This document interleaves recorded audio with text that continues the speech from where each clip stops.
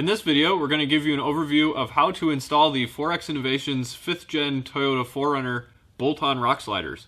We're going to give you a quick overview of the tools required, and then jump right into prepping the truck and installing the sliders. The first thing you need is any floor jack. Then you need a ratchet or an impact driver. In today's video, we mostly use the impact driver. With the impact driver, you will need a swivel joint and two extensions. Today we're using a 2.5 and a 6 inch. You'll need a 12, 13, and 14 millimeter socket. You will also want a 12 millimeter ratcheting box wrench. You don't have to have a ratcheting box wrench, but it's highly recommended in this application as it's a very tight spot. We have a 13 millimeter box wrench. Again, ours is ratcheting here. And a 3/4 inch wrench. You will also either want a second 3/4 inch box wrench or a 3/4 inch socket. Today we're using a body clip removal tool. This is to remove the hole cover clips in the frame. You don't have to have that. You can also use a small flat blade screwdriver. That works just as well. And you'll also want a heavy flat blade screwdriver.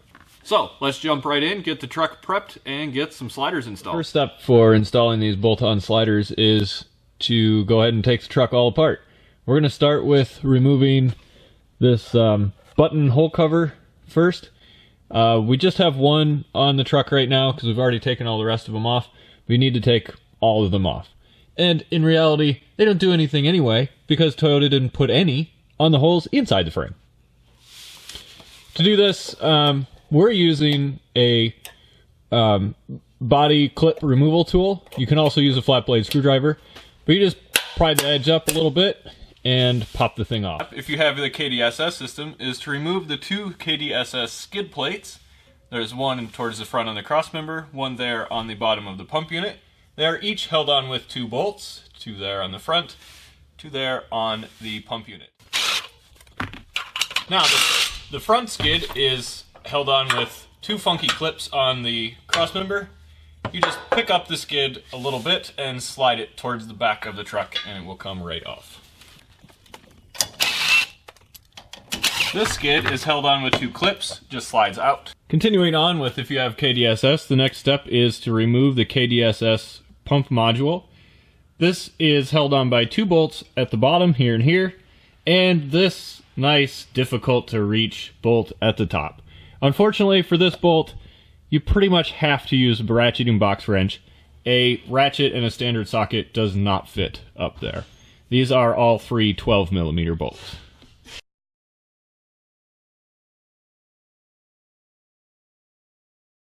So the last step with KDSS is to remove the 2 bolts that hold the hard lines on the side of the frame. Now, whether you have KDSS or not, you need to remove this last bolt on the outside of the frame. That is the forward parking brake cable support. You do not need to remove the rear parking brake cable support. Our next step is to go ahead and remove the gas tank skid. This is recommended as it makes the install process much easier. We're just using a basic floor jack to hold the gas tank skid up while we remove the 6 mounting bolts. There are 3 mounting bolts at the front, and there is one back here at the very back. Be careful that you're on the gas tank skid bolt and not the gas tank mounting strap at the rear. The gas tank skid plate is also held in place with 2 bolts on the inside of the truck. They are fairly hidden by the drive shaft, so it's hard to get a picture of them, but the front one is right here on this cross member. You pretty much have to use a ratcheting box wrench to get to it. A short socket ratchet combination may fit there as well. Okay, and the rear bolt is located nice and deep in the truck. You will need at least 8 inches of extension to get to it, and that's it. It's really not as bad as it sounds. Now we will lower the gas tank skid down with the jack and remove it from the truck. Now that the gas tank skid is out of the way, we can support the gas tank itself with a floor jack and remove this one 14 millimeter drive bolt that is holding on the gas tank strap. The last step for preparing the truck on the driver's side is to remove the bolt on the inside of the frame holding the brake line mounting bracket. Now that we have the truck prepped and ready to go, we have the slider in place, and we have also sorted out all of the hardware that we need.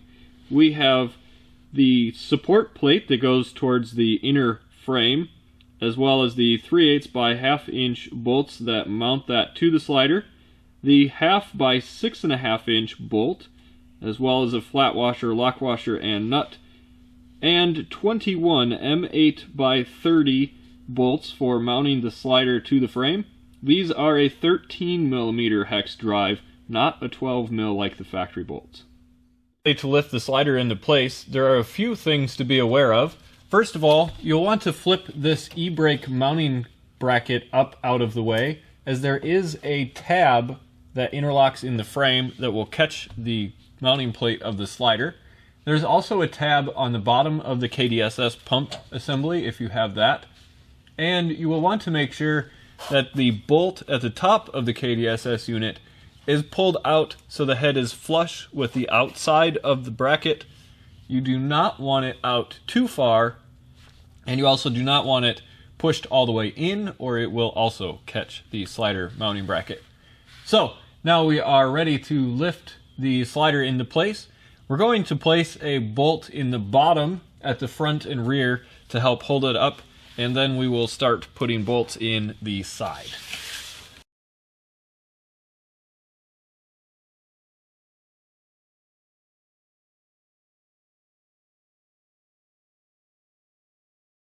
Now that we have the slider up in place, we can tighten the lower bolts slightly so that it holds the slider up. You do not want to actually tighten the bolts to the frame until you get everything in place.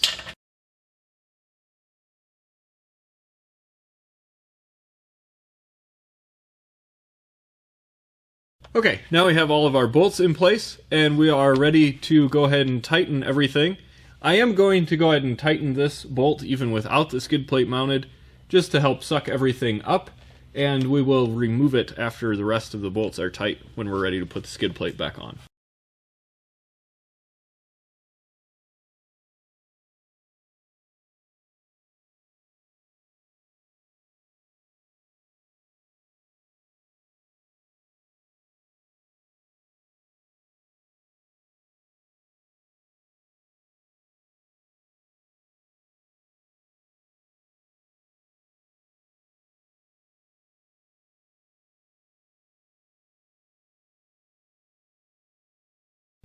Now with the slider in place and the gas tank strap reattached to the truck, you can go ahead and lower the jack out of the way, and we're ready to put the gas tank skid back in place.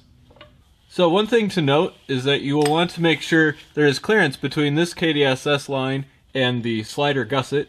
So you will want to make sure that the pump is in its highest possible position in the factory slots before tightening down the bolts. Again, make sure that all 3 bolts are started before tightening these. Once that is complete, you can put the stock KDSS pump skid back in place if you so desire. It may take just a slight pry on this tab to get that skid in place, and you will reuse the 2 factory bolts. Now, also note that the stock skid that covers the 2 KDSS lines that go underneath the frame does not fit without modification, so just make sure that those 2 bolts get put in and tightened with or without that skid. Now, on to the front inner support. The last part for the driver's side slider mounting is the inner frame support plate. This plate will slide up against the frame between the rock slider mounting plate and the brake line bracket, with the hole facing the rear of the frame. It mounts in place with 2 3/8 by 1/2 bolts through the rock slider mounting plate and 1 M8 bolt through the brake line mounting bracket into the frame. Now that you're done with the driver's side, it's on to the passenger side, which is much easier. There is only 1 bolt to remove, the front parking brake cable mounting bracket. So you'll want to remove that bolt and flip the bracket up out of the way. There's also a bunch of those plastic hole filling caps to remove on this side, which we have already done. Here's the hardware for the passenger side slider. You have the front and middle inner support plates and the 5 3/8 by half bolts to hold those in place. There's a 1/2 by 6.5, 1/2 by 5.5, and 2 1/2 by 4.5 bolts that hold these plates to the frame. There is 17 M8 by 30 flange head bolts, again 13 millimeter drive on those, and we ship one extra with the kit, so you should have one extra bolt. Now that we're ready to put the passenger side slider on, the process is very similar. There is one bolt hole going up into the bottom of the frame in the middle of this bracket. The difference is at the front there are no bolts in the bottom of the frame, so you're going to just insert the crossmember bolt into the front of the bracket to help hold the front up, and then you can negotiate installing the rest of the bolts.